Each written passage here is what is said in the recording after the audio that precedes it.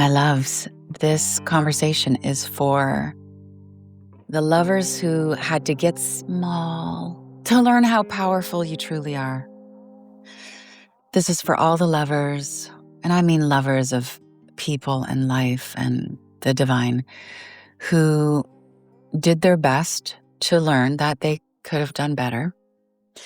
My point here is that modern love, in all of its forms, is no less initiatory than all of the mythologies.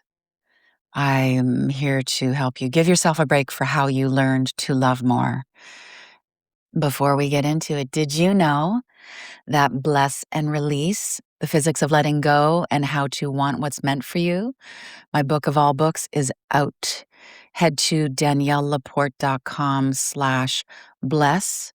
Shipping of the paperback edition is happening soon. They are rolling off the press. Now is the time, and we are self-publishing, and I am paying, supporting real humans and families.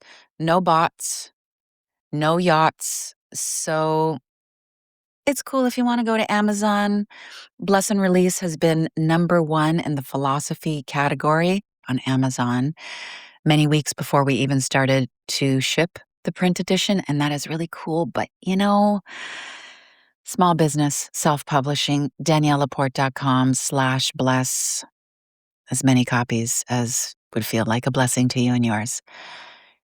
Okay, it's been a while since I've connected with just a straight life update and given you some sweet, teachy, preachy, honey love in relation to like what's going on in my own life.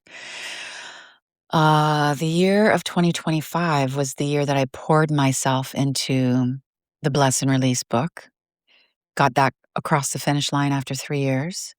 And then I got seduced into raising venture capital for an app that I'm building called Centering, although it might be called Centered. I don't know yet, but it's going to be a sweet global thing, an altar in your pocket. I'm going to share the story of misadventure capital raising and getting clear at that. That is not my scene, at least not for now. I will share that another day. So many learnings in that. But for today, I just want to talk about modern initiations and having a bigger context for being everyday light warriors. But sometimes, even though we are light warriors, we feel like losers. And why do we attract things that do not seem to reflect who we really are and what our vibe really is? Are we being tested? Are we being punished? No, I'm not being punished. But yes, we are being tested. This is how I frame it. We're being given opportunities, always by our higher self, our soul, to become more loving, more aware, more conscious, more cool, more sexy. But sometimes it feels like we're being punished and that we've gotten totally off course. So let me tell you a story. I recently had a very short text exchange with a guy that I met on Raya. If you don't know, Raya is this very pretentious invite-only dating app where everyone, all the dudes, seem to be founders.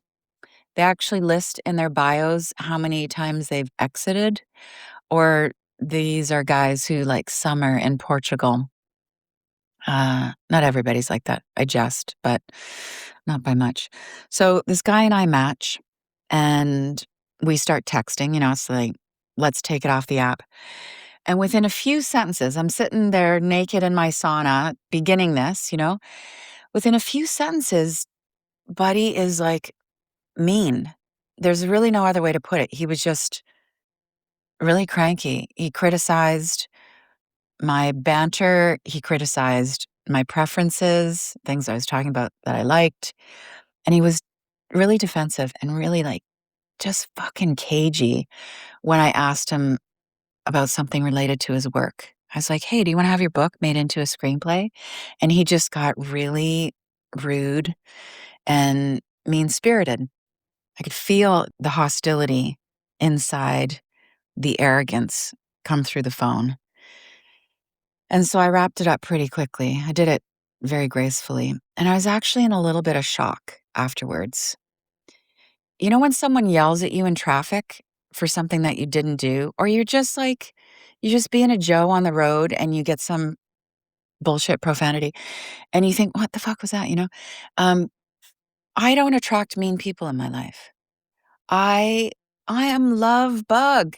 My life is full of respect and good people.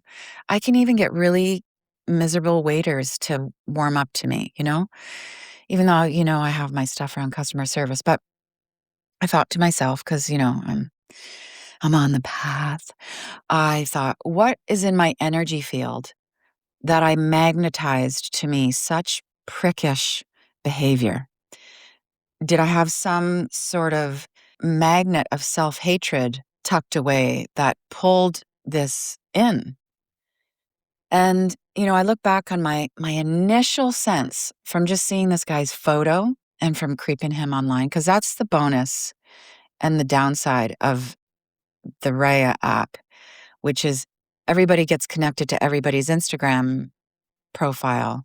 And so you can totally creep on people, which sometimes is great. Well, I feel like it's great. I totally want to check out the dude before I'm going to do anything. Um, but I don't want to be checked out. It's a double standard. But anyway, here we are. Um, all the red flags were there. I could feel that kind of mean spirit. I could feel the curmudgeon vibe from this guy. But I decided that because I'm so evolved, I was going to keep my heart open because he had done the liking first. I got the little hearts from him. But in this case, keeping my heart open, as is the case for a lot of women, was an interchangeable term for overriding my intuition in the hopes of getting my deepest needs met. Fuck them red flags. I'm going to meet my person, right?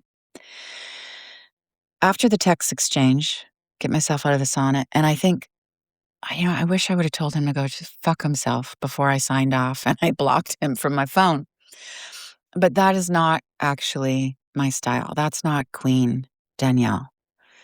And that would have created this hook, this Shenpa. Shenpa is a Buddhist term for emotional hooks. Like another translation for Shenpa is there's there's the hard moment that occurs, the thing, and then there's how you respond to the hard moment. And the hook or the liberation happens in the response to the hard moment. Most of us, I think, especially if you're here and you're listening, most of us have gotten out of relationships, whether they're marriages or just a dating passage or a long-term work contract or as a one-night stand. And we second guess our sanity.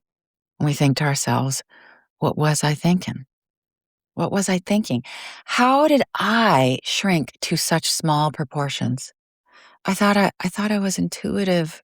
I've been to the workshops. I have been on the path. I did the therapy. I'm a discerning person. I've done the work. What was I thinking? We're aspiring goddesses and warriors, right? Right? Yes, yes, yes, yes. But we romanticize all those mythologies. We adulate the goddesses, the characters. I mean, look at celebrity culture, right? Put celebrities on platforms, heroes on platforms. We see ourselves not just separate, but less than, not as much as the goddesses and the heroes. And sometimes we do this from a healthy place because art, the function of art is to inspire us to grow into our full power. But we also romanticize all the mythologies as a way of keeping ourselves small and scared and ultimately less powerful. Gotta remember one of the roots of the word romanticize is glamour, and the root of the word glamour is deception. So it's really the wounded self, the unhealed self, the ego self, whether the ego is playing out as brazen and bravado or the ego is playing out as like small and weak. that we think all the myths and all the heroes are something we'll never become. And we think that we are just basic and we're unmagical and we're not gifted and we don't have extrasensory perception or that we're behind. And when we get out of our inevitable trials and our missteps, we wonder if we can ever trust ourselves again. Because aren't we intuitive? Aren't we on the path? Haven't we done the work? And then we shrunk and we got blindsided.